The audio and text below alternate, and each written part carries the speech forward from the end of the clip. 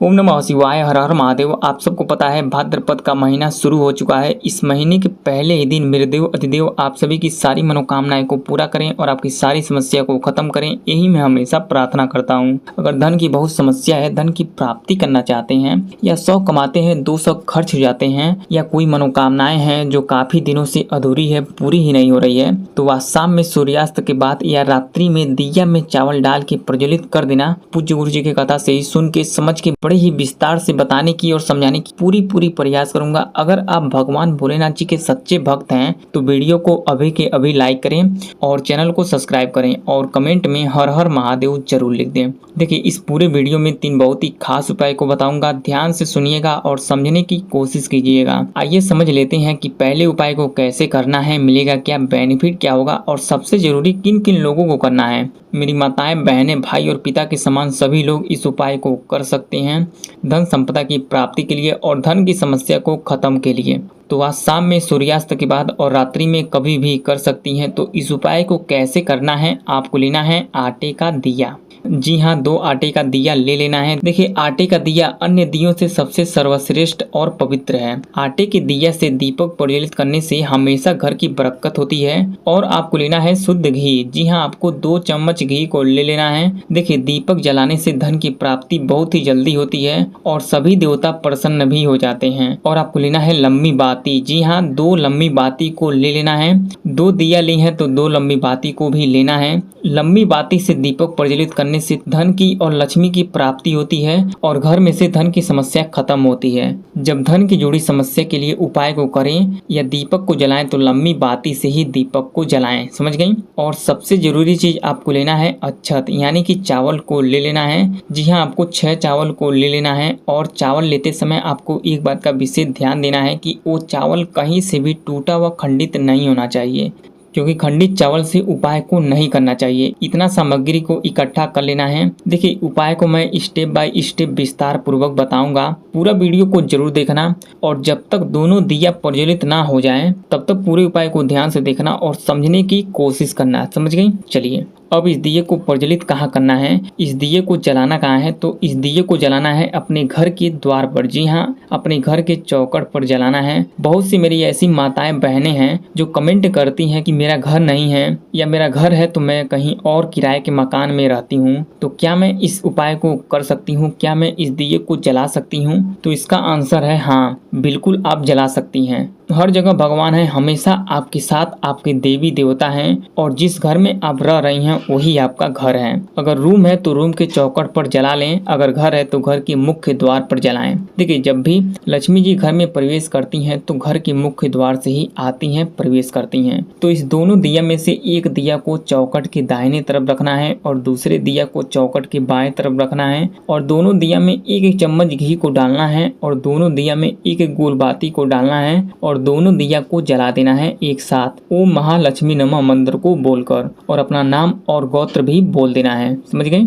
चलिए, अब आपको इस 6 चावल में से 3 चावल को अपने दाहिने हाथ में लेना है, कुछ इस प्रकार से, और दाहिने वाले दिए के ऊपर से 9 बार घुमाना है और 9 बार ओम महालक्ष्मी नमः मंत्र को बोलना है। उसके बाद अपना नाम और गोत्र बोलकर और अपनी कामना करके कि धन की समस्या जड़ से खत्म हो, घर की बरकत हो, ऐसा बोलकर प्रार्थना करके इस जलते हुए दीपक में इस चावल को डाल देना है। उसके बाद इस 3 चावल को अपने दाहिने हाथ में लेना है और बाएं वाले दिए के ऊपर से 9 बार घुमाना है और 9 बार कुंडकेश्वर महादेव का नाम ले लेना है। उसके बाद अपना नाम और गोत्र बोलकर और अपनी कामना करके जो भी आपको चाहिए या जिस भी चीज से मुक्ति पाना चाहती हैं, जो भी आप प्राप्ति करना चाहती हैं, उसकी कामना करके, उसकी प्रार्थना करके इस जलते हुए दीपक में इस चावल को डाल देना है। जो भी लोग इस उपाय को कर लेते हैं उनको धन लक्ष्मी की प्राप्ति होती है। समझ गई।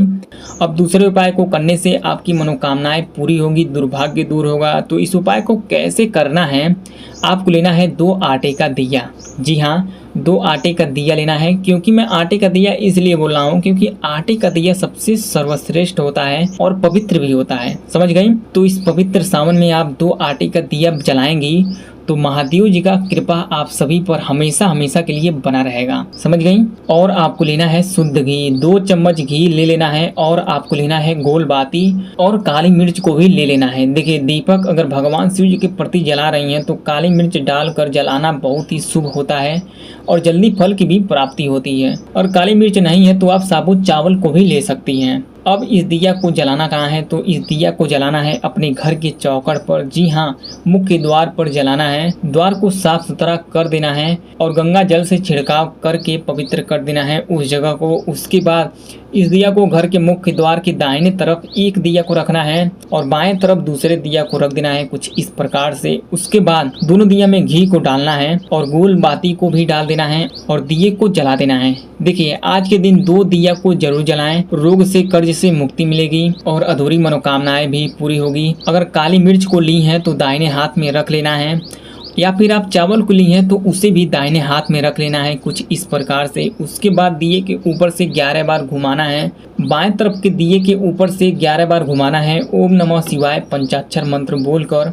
ऐसा करने से आपकी अधूरी मनोकामनाएं पूरी होंगी और सारी समस्या से मुक्ति मिलेगी। अब तीसरे उपाय को करने से कर्ज से मुक्ति मिलेगी। व्यापार मंदा चल रहा है तो अच्छे से चलने लगेगा। जीवन में बहुत परेशानी आ रही है तो सारी परेशानी खत्म हो जाएगी। इस उपाय को जरूर करना। तो कैसे करना है, आपको लेना है 2 मिट्टी का दिया। जी हाँ, देखिए जब भी मिट्टी का दिया से दीपक जला रही हैं तो मिट्टी के दिया को ध्यान देना है कि वो कहीं से भी छेद ना हो और ना ही टूटा हो। समझ गई।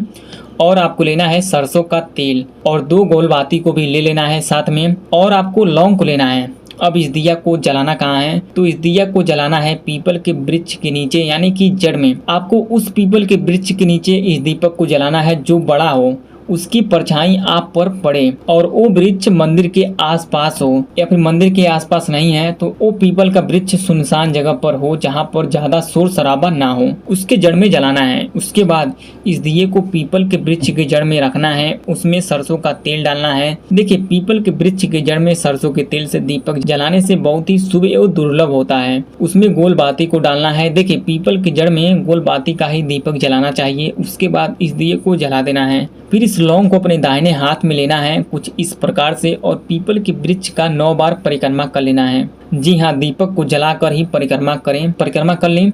उसके बाद इस लौंग को जिस हाथ में ली है उसी हाथ को इस जलते हुए दीपक के ऊपर से 9 बार घुमाना है। जी हाँ, 9 बार परिक्रमा करना है और 9 बार घुमाना भी है। और इस जलते हुए दीपक में पिपलेश्वर महादेव का नाम लेकर और अपना नाम और गोत्र बोलकर इस लौंग को डाल देना है। बस आपको इतना ही करना है। इतना करने से कर्ज से जुड़ी समस्या खत्म होगी, व्यापार अच्छे से चलेगा, दुर्भाग्य दूर होगा। इस उपाय से जुड़ी कोई सवाल हो तो कमेंट करके जरूर बताएं, रिप्लाई मैं जरूर दूंगा। या फिर इस तीनों उपाय में से कहीं कुछ समझ में नहीं आया हो तो भी कमेंट करें, रिप्लाई मैं जरूर दूंगा। वीडियो पसंद आया हो तो वीडियो को लाइक करें और चैनल को सब्सक्राइब करें और कमेंट में हर हर महादेव घर घर महादेव अवश्य लिख दें। ओम नमः शिवाय, हर हर महादेव।